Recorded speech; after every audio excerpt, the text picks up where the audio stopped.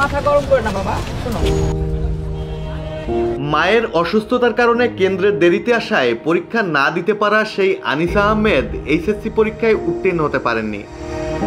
বৃহস্পতিবার এইচএসসি ও সমমান পরীক্ষার ফল প্রকাশের পর ঢাকা শিক্ষা বোর্ড ল্যাবরেটরি স্কুল অ্যান্ড কলেজের অধ্যক্ষ মোহাম্মদ আসাদুজ্জামান জানিয়েছেন, ওই শিক্ষার্থী বাংলা ও ইসলামের ইতিহাস বিষয়ে ফেল করেছেন। আনিসা ঢাকা মাধ্যমিক ও উচ্চ মাধ্যমিক শিক্ষা board laboratory school and college থেকে এবার এইচএসসি পরীক্ষায় অংশ নেন। তিনি মানবিক বিভাগের পরীক্ষার্থী ছিলেন। মিরপুরের সরকারি বাংলা কলেজ ছিল আনিসার পরীক্ষা কেন্দ্র। মা অসুস্থ থাকায় 1.5 ঘন্টা দেরিতে কেন্দ্রে এসে ঢুকতে না পেরে তার কান্নাকাটির দৃশ্য সামাজিক যোগাযোগ মাধ্যমে ভাইরাল হয়। এরপর মানবিক বিবেচনায় তাকে পরীক্ষার সুযোগ দেওয়ার দাবি ওঠে। পরে শিক্ষা মন্ত্রণালয় তার বিষয়ে মানবিক সিদ্ধান্ত নেবে বলে জানায়। মাহমুদুল হাসান শাওন,